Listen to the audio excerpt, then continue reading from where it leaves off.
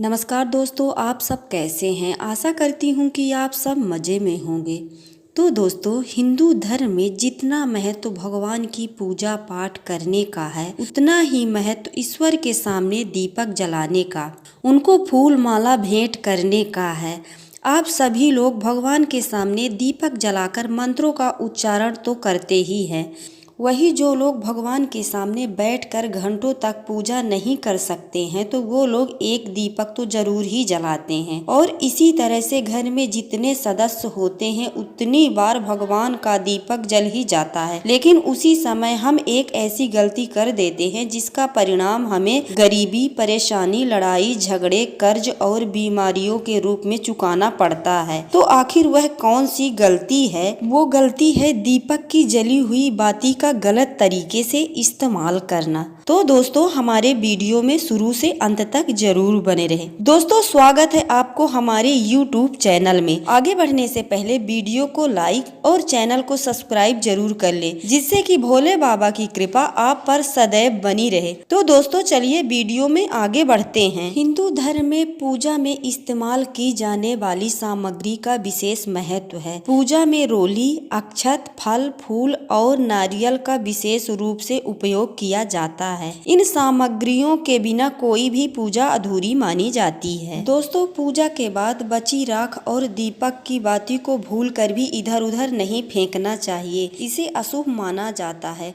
इसलिए आप इन दोनों को एक कपड़े में बांध लें और एक सप्ताह के बाद इन्हें नदी में प्रवाहित कर दें। अक्सर ऐसा होता है कि पूजा के दौरान धूप और दीपक जलाए जाते हैं। अब ऐसे में पूजा के बाद बची हुई राख और जली हुई बाती का क्या किया जाना चाहिए? कुछ लोग पूजा के बाद इस राख को फेंक देते हैं, तो कुछ लोग इसे इधर उधर रख देते हैं। लेकिन ऐसा करना अशुभ साबित हो सकता है। इससे ग्रह दोष से मुक्ति मिल सकती है।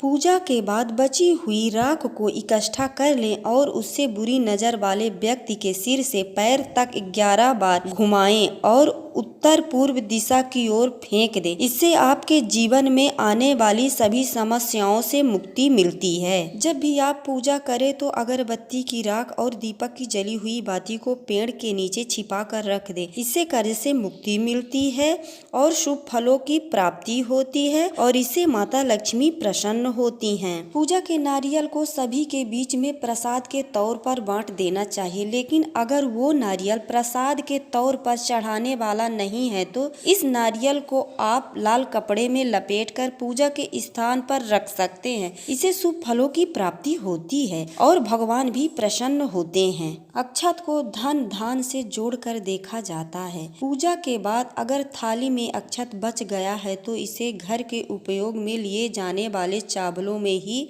मिला देना चाहिए। इससे घर में बरकत बनी रहती है और कभी अन्न की कमी नहीं होती है और माता लक्ष्मी अति प्रसन्न होती हैं। अन्नपूर्णा का रसोई घर में वास होता है। जो चुनरी आपने पूजा के दौरान माता रानी को पहनाई है, वो काफी शुभ मानी जाती है।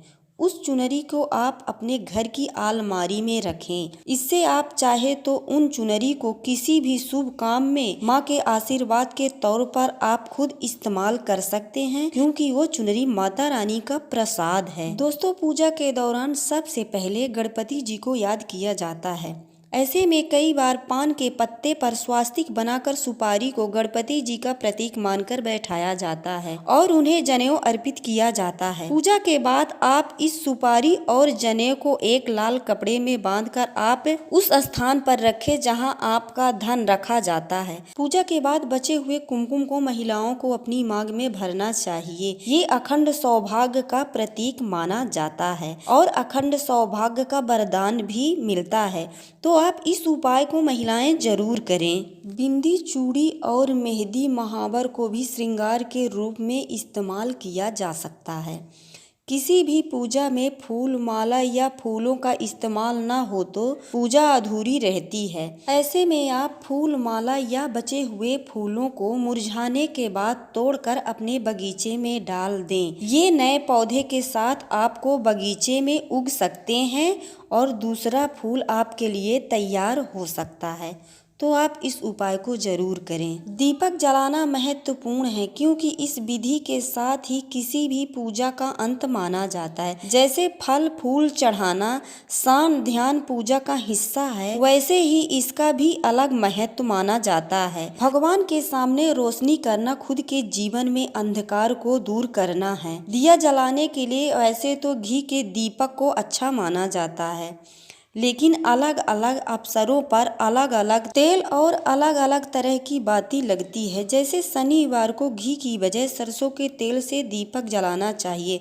हमेशा कोशिश करें कि 2 बत्तियों को आपस में गूंथ कर ही दिया जलाएं। एक बाती वाला दिया तभी शुभ माना जाता है जब वो फूल बत्ती के हो, यानी बीच में हो। 2 बातियां वाला दीपक पूजा को संपूर्ण करता है। जो दीपक आप जलाने जा रहे हैं वो कभी खंडित यानी टूटा फूटा नहीं होना चाहिए। खंडित दिया जलाने से दिया का जलना बेहतर है कि आप दिया ही मत जलाइए, इससे पूजा का सारा पुण्य चला जाता है।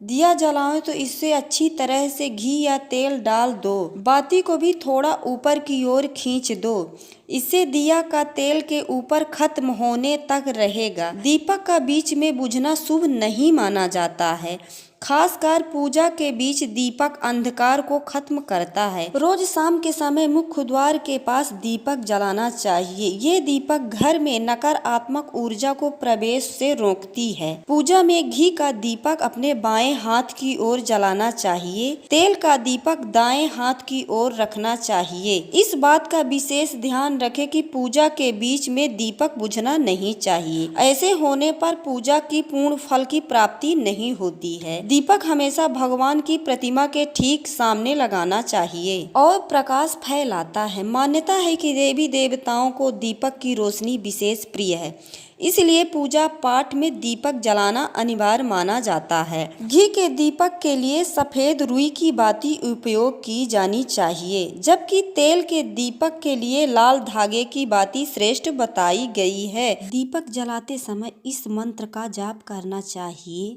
शुभम करोति कल्याणम आरोग्य धन संपदम शत्रु बुद्धि विनाशय दीप ज्योति नमस्तुते। इस मंत्र का सरल अर्थ यह है कि शुभ और कल्याण करने वाली, आरोग्य और धन संपदा देने वाली, शत्रु बुद्धि के विनाश करने वाली दीपक की ज्योति को नमस्कार है। शास्त्रों की मान्यता है कि इस मंत्र का जाप करने के साथ दीपक जलाने से घर परिवार में सुख समृद्धि बनी रहती है और वास्तु दोष दूर होते हैं। दोस्तों, हमारी जानकारी कैसी लगी? यदि अच्छी लगती है तो कमेंट में ज़रूर बताइएगा। हर हर महादेव।